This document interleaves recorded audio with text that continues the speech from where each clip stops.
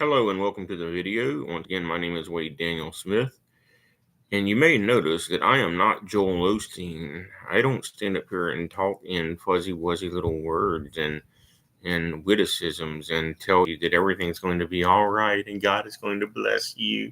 Isn't God so great? God is going to bless you. Well, God is great. He's just not in the business of blessing sinners and false religions like Joel Osteen's false religion. Let's turn to the book of Daniel in the Bible.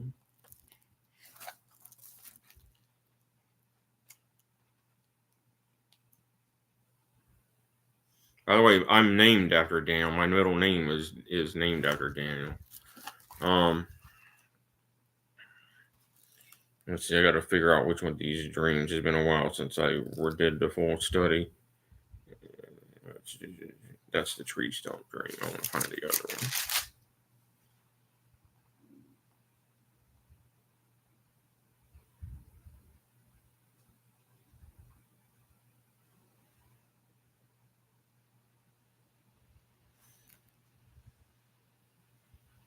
one. All right. So I think I got the dreams in the wrong order. Okay, the image of gold. Let me see.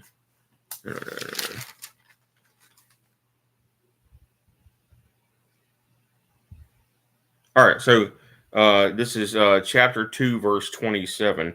Daniel answered in the presence of the king and said, "The secret which the king has demanded cannot the wise men and the astrologers, the magicians, the soothsayers show to the king." Astrology does not work. It's a false religion and a false science. Magic doesn't work. Soothsayers don't work. And even true prophets fail. But Daniel got this exactly right. And I'm warning you, YouTube. I'm warning you, United States. You better be on Israel's side wholeheartedly. Which I know you're not, by the way. I know you support Palestinians and Muslims. And I know a lot of you actually want Israel wiped off the face of the earth. So I know you don't support God.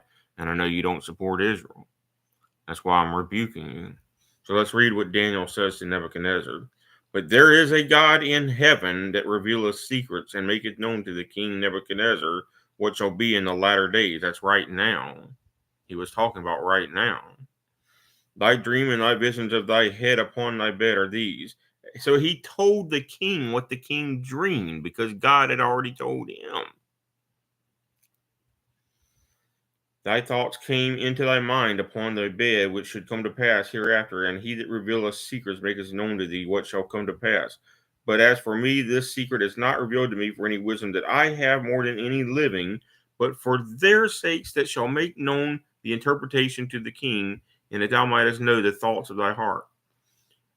So he describes this great image. "And the head was made of gold, and the breast and his arms of silver, and his belly and his thighs of brass, and his legs of iron, and his feet of part iron and part clay." All right, and he tells you what this is. This image represents the head represents Babylon, and the let me see.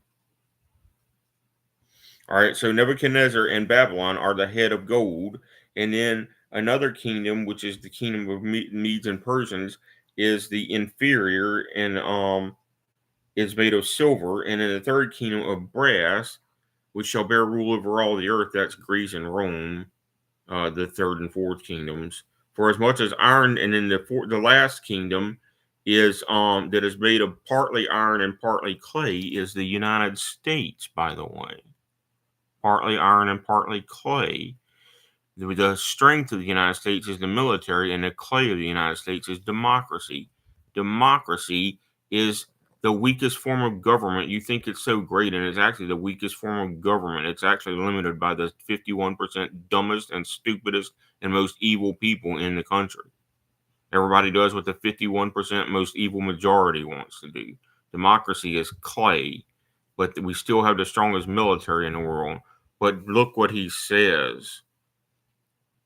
"Whereas I saw the feet and toes, part of potter's clay and part of iron, the kingdom shall be divided, but there shall be in it of the strength of the iron, for as much as thou sawest the iron mixed with miry clay. And as the toes of the feet were part of iron and part of clay, so the kingdom shall be partly strong and partly broken. That's the United States.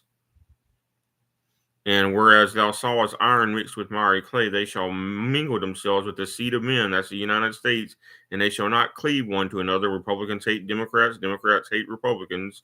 And the iron is not mixed with the clay. In the days of these kings shall the God of heaven set up a kingdom which shall never be destroyed. And the kingdom shall not be left to other people, but it shall break to pieces and consume all these kingdoms, and it shall stand forever. So God is about to destroy the United States, Iran, Iraq, Greece, and Rome right now because we all oppose Israel and we all oppose God. For as much as thou sawest that a stone was cut out of the mountain without hands, and that it brake in pieces the iron, the brass, the clay, the silver, and the gold, the great God hath made known to the king what shall come to pass hereafter, and the dream is certain, and the interpretation thereof is sure. So God is going to send a meteor from space and destroy all of us for opposing Israel. Think of that. In one day. It says so in the Bible. Probably starting with the United States.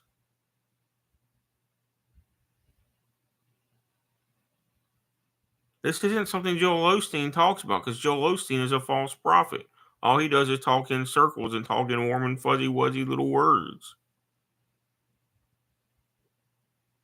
This isn't even something Jimmy Swaggart talks about because Jimmy Swaggart gets this wrong. He has no clue that the United States is the last kingdom of Nebuchadnezzar. He thinks this is talking about something in Europe or Russia.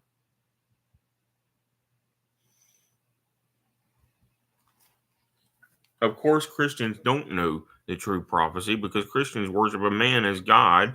Christians think God is a man and they think man is a God. Jimmy Swaggart literally claims that Jesus was both 100% man and 100% God. Let me turn to a book that predicted that Jesus would come around claiming to be God in the flesh, and it says ahead of time that there is no such thing as God being a man, nor man being a God. Go to Numbers 23:19. God is not a man that he should lie, neither is he the son of man that he should repent. Hath he said, and shall he not do it? Or hath he spoken, and shall he not make it good? This is where he was blessing Israel, and Balak was trying to pay him to curse Israel, and he refused to take Balak's money, so he was not a gangsayer. And he rebuked Balak and said, God is not a man that he should lie, and God is not the son of man. Well, the son of man is the title of Jesus. God is not the son of man. God is not Jesus. Balak was prophesying against Jesus 1,300 years ahead. Balaam was prophesying against Jesus 1,300 years ahead of time. God is not a man, and God is not the son of man. God is not a man, and man is not God. Let's go to Genesis chapter 3. The very first sin that is recorded of human beings is them disobeying God and eating of the fruit of the tree of the knowledge of good and evil, because the serpent lied to the woman and convinced her that if she ate from the forbidden fruit that she would become a god. And she believed the devil instead of believing the true God and started to call herself a god. And so did Adam.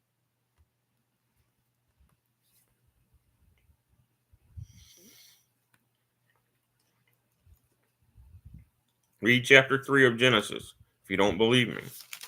The very first sin was disobeying God to eat the fruit. And the second sin is that they actually thought that they were gods after they ate the fruit. And then today, young people call themselves a god if they're good at something.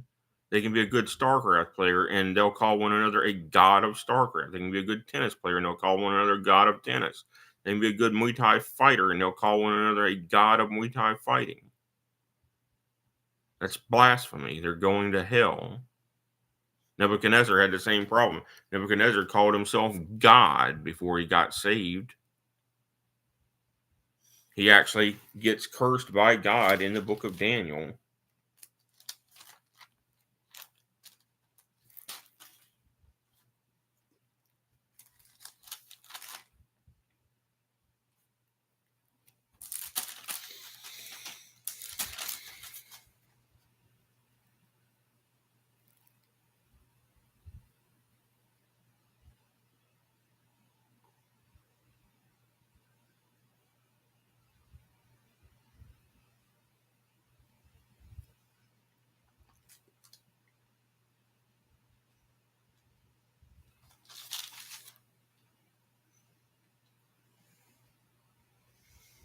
In Daniel chapter 4, verse 30, all right, the king spake and said, is not this great Babylon that I have built for the house of the kingdom, by the might of my power and for the honor of my majesty?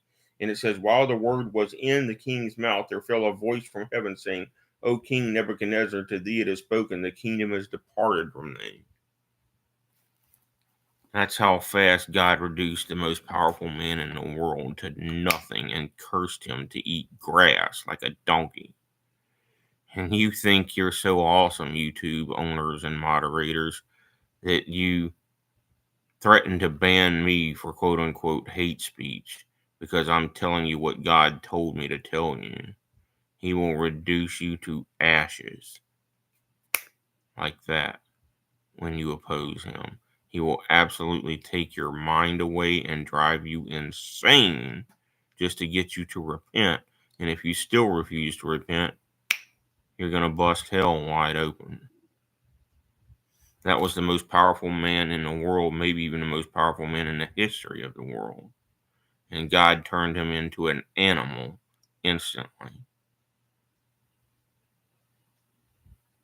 What do you think you are to that? You're nothing.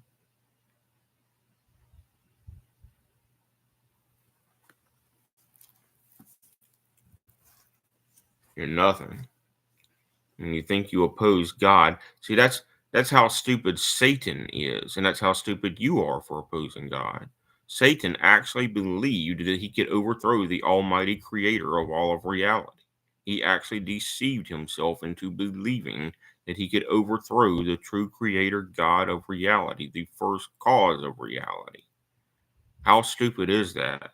And yet you're doing the exact same thing Satan did when you oppose God, which you are opposing God, whether you will admit it or not. You don't love people. You love your sin, and you love your money and your income and your power, or what you think is power. And in reality, you're powerless. You would have nothing if God hadn't given it to you.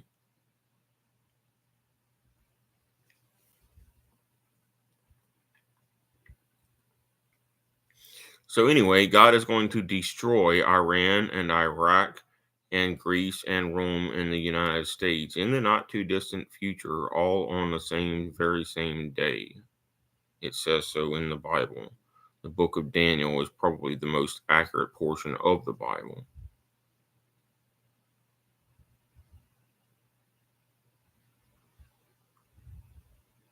Because quite literally every other prophecy in the book except that piece of that one has already come to pass.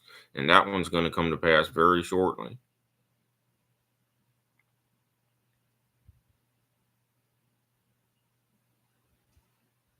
We got Democrats who support Islamic terrorists. The mass majority of the Democrat Party hates God and hates Israel and supports Islamic terrorism.